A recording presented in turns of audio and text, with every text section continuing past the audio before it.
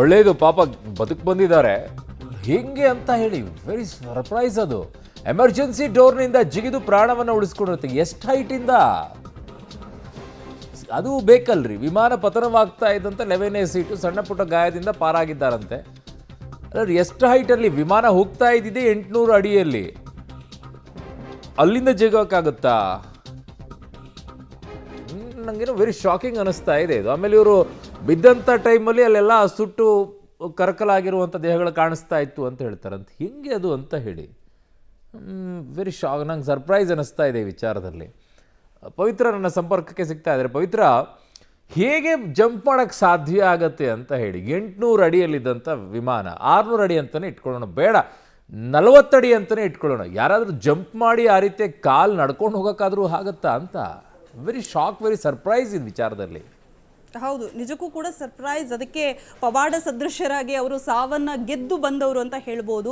So ಸಾಮಾನ್ಯವಾಗಿ ಇಂತಹ ಸಂದರ್ಭದಲ್ಲಿ ನಿಜಕ್ಕೂ ಕೂಡ ಊಹೆಗೂ ಕೂಡ ನಿಲುಕದಂತಹ ಕೆಲವೊಂದಿಷ್ಟು ಘಟನೆಗಳು ಈ ಹಿಂದೆಯೂ ಕೂಡ ನಡೆದಿದ್ವು. ಅಂಥದ್ರಲ್ಲಿ ಇದು ಕೂಡ ಒಂದು ತುಂಬ ಪವಾಡ ಸದೃಶ್ಯರಾಗಿ ಇವರು ಬದುಕಿ ಬಂದಿರುವಂತಹ ಘಟನೆ. ಸೊ ಹೇಗೆ ಪಾರಾದರೂ ಏನು ಅನ್ನುವಂಥದ್ದು ಬಹುಶಃ ಅವರು ಸ್ವಲ್ಪ ಚೇತರಿಕೆ ಕಂಡ ಮೇಲೆ ಅವರು ಎಕ್ಸ್ಪ್ಲನೇಷನ್ ಅನ್ನು ಕೊಡ್ಬೋದು ಹೇಗೆ ಬದುಕಿ ಬಂದೆ ಅಂತ. ಆದರೆ ಅವರು ಹೇಳುವಂತಹ ಘಟನೆ ಏನಿದೆ, ಯಾಕಂದರೆ ಇಡೀ ಒಂದು ಸಿನಾರಿಯೋದಲ್ಲಿ ಇವರೊಬ್ಬರೇ ಬದುಕಿ ಬಂದಿರುವವರು ಅನ್ನುವಂತಹ ಮಾಹಿತಿ ಈಗ ಸಿಗ್ತಾ ಇದೆ. ಹಾಗಾಗಿ ಹೇಗಾಯಿತು ಅನ್ನುವಂತಹ ಘಟನೆಯನ್ನು ಬಹುಶಃ ಇವರಿಂದ ಇನ್ನಷ್ಟು ವಿವರವನ್ನು ಪಡ್ಕೋತಾರೆ ಅಧಿಕಾರಿಗಳಾಗಿರ್ಬೋದು, ಜೊತೆಗೆ ಅಲ್ಲಿರುವಂತಹ ಸಿಬ್ಬಂದಿಗಳು ಎಲ್ಲರೂ ಕೂಡ.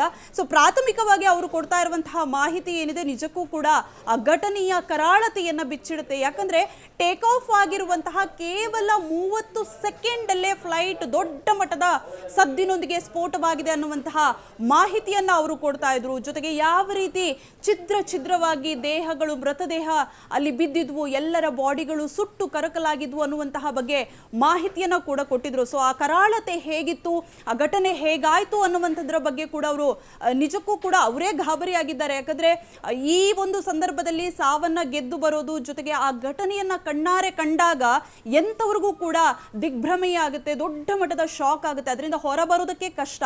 ಸೊ ಅಂಥದ್ರಲ್ಲಿ ಈಗ ಸಾವನ್ನ ಗೆದ್ದು ಬಂದಿದ್ದಾರೆ ಇವರು. ಕೊಂಚ ಎಕ್ಸ್ಪ್ಲನೇಷನ್ ಅನ್ನು ಕೂಡ ಕೊಡ್ತಾ ಇದ್ದಾರೆ. ಸೊ ಹೇಗಾಯಿತು ಘಟನೆ ಅನ್ನುವಂಥದ್ರ ಬಗ್ಗೆ.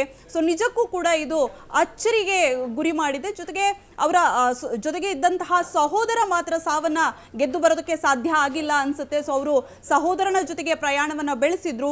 ಸೊ ಈಗ ಸದ್ಯದ ಮಟ್ಟಿಗೆ ಒಂದು ಸಣ್ಣ ಮಟ್ಟಿನ ರಿಲೀಫ್, ಒಬ್ಬರಾದ್ರೂ ಪಾರಾದ್ರಲ್ಲ ಈ ದುರಂತದಲ್ಲಿ ಅನ್ನುವಂಥದ್ದು. ಅರುಣ್, ಎಕ್ಸಾಕ್ಟ್ಲಿ, ಒಬ್ಬರಾದರೂ ಅದರಲ್ಲಿ ಬದುಕಿದ್ರಲ್ಲ ಅಂತ ಹೇಳಿ